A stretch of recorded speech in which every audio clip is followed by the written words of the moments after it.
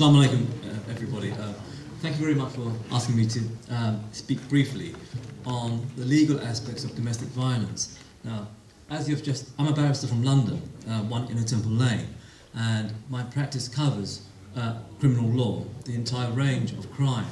Now, as our previous speaker has just spoke about forced marriages and domestic violence, now she absolutely clearly defined the meaning of a forced marriage as opposed to an arranged marriage, and the distinction is absolutely crucial. Sometimes, well, a lot of the times, in the media, in the papers, we see both are conflated together, and where there is a genuine arranged marriage where both parties agree, nothing wrong with that.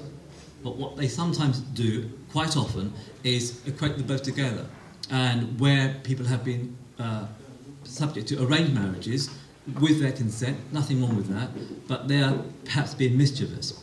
Anyway, the main point is this. Both are illegal.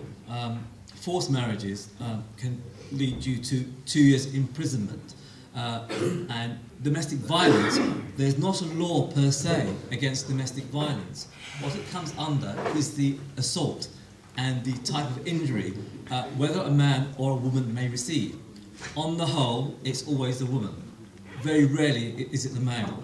Now, the recent statistics about forced marriages, 65% of those people who have been subjected to forced marriage unfortunately come from the Muslim community. It also happens within the Sikh community and the Hindu community, but for some reason, and that is something which we have to look at, our Muslim community has the highest number. Why is that? I'll come back to that in a minute. Domestic violence applies to any community, white, black or yellow, doesn't matter.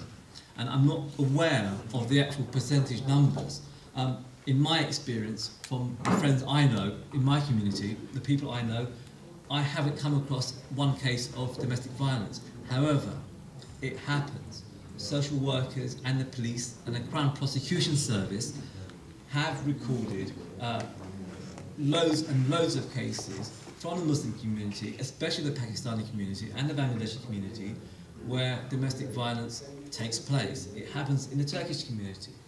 It's not, as I say, a particular Muslim thing. It shouldn't be part of our community at all, but it happens.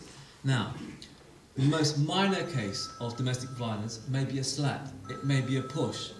That's enough for an assault charge, and you may or may not go to prison. If it's a push or an assault, a slap, if it's repeated, then the custody threshold is breached. Where, and in a number of cases, we have, and I've defended these people, I'm a defence barrister, and there is something to say on that point. In my experience, we've had Muslim women who've had their heads cut in half, who have still lived, survived, they've had their noses broken, their jaws broken. And this is quite often from Muslims who are bearded, religious, go to the mosque 5 times a day, go to Jummah prayer, but they have attacked their spouses, they have attacked their wives. In a